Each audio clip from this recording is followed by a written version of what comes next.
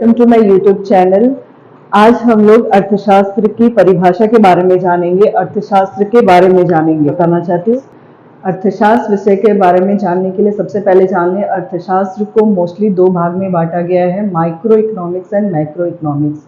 हम लोग micro economics के बारे में जानेंगे। तो माइक्रो इकोनॉमिक्स में इसकी एक श्रृंखला शुरू करेंगे। इसमें डेफिनेशन से लेके हम लोग थ्योरीज में जाएंगे। तो सबसे पहले हम लोग जानते हैं कि अर्थशास्त्र जो है उसका डेफिनेशन क्या है, परिभाषा क्या है, ये विषय क्या है।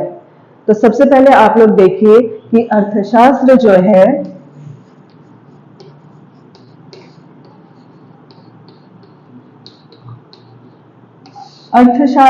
है एक संस्कृत का वर्ड है, ठीक है, जो कि दो शब्दों के मेल से बना है, अर्थ जोड़ शास्त्र। अर्थ का मतलब होता है इसमें धन, शास्त्र का मतलब होता है अध्ययन, यानी वेल्थ, स्टडी।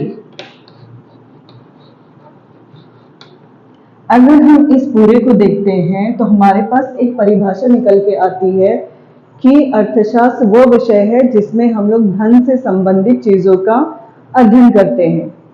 फिर एक मोटे तौर पर इसका एक डेफिनेशन निकल के आता है कि अर्थशास्त्र जो है समाज विज्ञान का एक पार्ट है, एक शाखा है, जिसमें हम लोग अर्थव्यवस्था की सभी इकाइयों का अध्ययन करते हैं। जितनी भी आर्थिक इकाइयां हैं उसका अध्ययन करते हैं। फिर से बता देती हूँ, अर्थशास्त्र समाज शास्त्र का एक ब्रांच है जिसके अंतर्गत हम अर्थव्यवस्था की सभी आर्थिक इकाइयों का अध्ययन करते हैं। आर्थिक इकाइयां कौन कौन सी हैं देखते हैं। आप गौर कीजिए, इन पांचों के अलावा हमारी अर्थव्यवस्था में और कोई भी क्रिया नहीं हो रही है।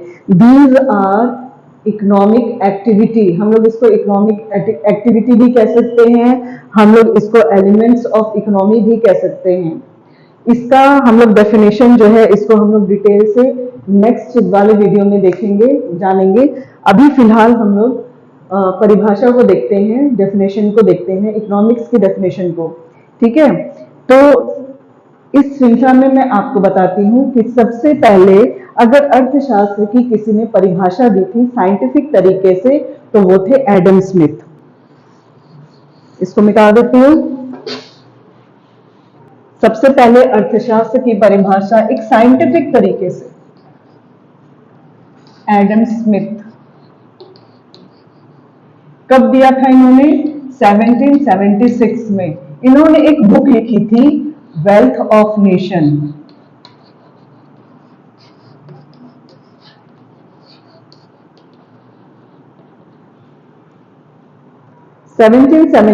में एडम स्मिथ ने वेल्थ ऑफ नेशन लिखी थी।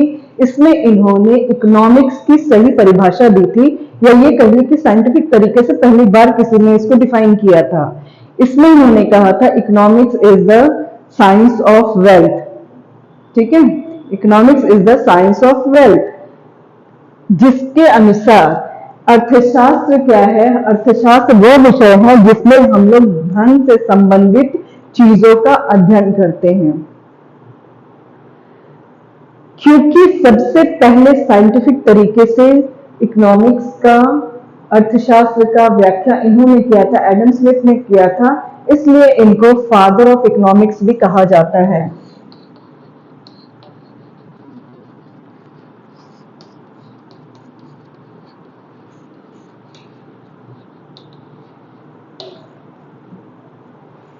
ठीक है,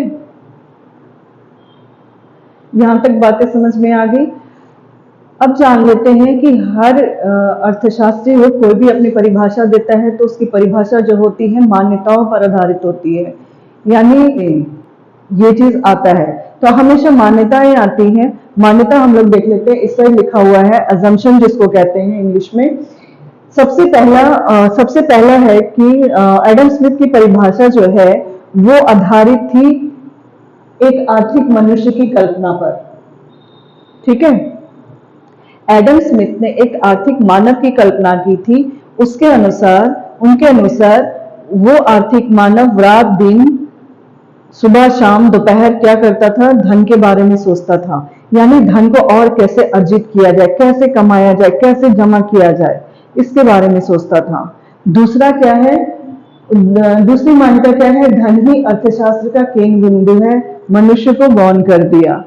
एडम स्मिथ ने क्या किया कि जब अपनी परिभाषा दी तो उसके अनुसार क्या हो गया कि उन्होंने सर्वे सर्वा धन को ही केंद्र मान लिया, केंद्र बिंदु माना, और उसके अगल बगल ही सारे क्रियाकलापों का अध्ययन मानने लगे। ठीक है। नेक्स्ट है व्यक्तिगत समृद्धि से ही राष्ट्र की समृद्धि है।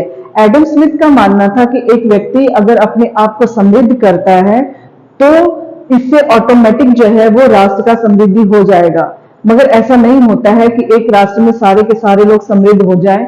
बहुत सारे लोग होते हैं नहीं कर पाते, बहुत सारे लोगों को अवसर नहीं मिलते हैं, बहुत सारे लोगों के पास इतनी एबिलिटी नहीं है कि वो लोग अपने आप को समृद्ध कर सके। इसलिए ये कहना गलत होगा कि व्यक्तिगत समृद्धि से ही राष्ट्र की समृद्धि है। इन सारे लोगों को भी साथ में लेके चलना होगा, तभी कोई राष्ट्र समृद्ध होगा। लास्ट वन इज मानवीय सुखों का आधार ही धन है। एडम स्मिथ का मानना था कि अगर कोई व्यक्ति खुश होना चाहता है या सुखी जीवन चाहता है तो उसके लिए धन की असीम जरूरत पड़ती है। अगर पैसा है तो हम बहुत खुश रह सकते हैं, मगर हम लोग आज के डेट में भी देखते हैं अगर सिर्फ धन आ जाए तो आदमी खुश नहीं रह सकता। एक व्यक्ति को, फॉर एग्जाम्पल, एक व्यक्ति को आप एक बोरा नोट देके, हजार हजार के नोट दे दीजिए और उसके बाद उसको रेगिस्तान भेज दीजिए, ना उसको खाना दीजिए ना उसको पानी दीजिए। इस अनुसार उसको ना भूख लगना चाहिए ना प्यास लगना चाहिए, क्योंकि उसके पास धन है। मगर नहीं, उसको भूख भी लगती है, इंसान को भूख भी लगती है एंड प्यास भी लगती है। इसलिए धन को ही आधार मानना ये सही नहीं है। और भी बहुत सारे एलिमेंट्स होते हैं जिससे कि एक मनुष्य खुश रह सकता है। ये अरस्तु ने कहा है कि मनुष्य जो है एक सामाजिक प्राणी है, तो इस अनुसार हमको एक समाज भी चाहिए। धन के अलावा समाज चाहिए जिससे हम बात कर सके, जिसको हम अपने सुख दुख के बारे में बता सकें। ठीक है। तो आपने देखा कि एडम स्मिथ की जो परिभाषा है इन मान्यताओं पर आधारित है। भाषा की काफी आलोचना की गई। उस समय के जितने भी अर्थशास्त्री थे, समाजशास्त्री थे, उन लोगों ने एडम स्मिथ को काफी बुरा भला कहा और उनके इस परिभाषा की भी काफी आलोचना की। उनके अनुसार, उन लोगों के अनुसार एडम स्मिथ ने अपनी परिभाषा में धन को केंद्र बिंदु बनाकर बहुत बड़ी गलती की। उन लोगों के अनुसार धन जो है वो मनुष्य के लिए है, ना कि मनुष्य जो है वो धन के लिए है। यानी धन को मनुष्य खर्च करता है, ना कि धन जो है वो मनुष्य को खर्च करता है।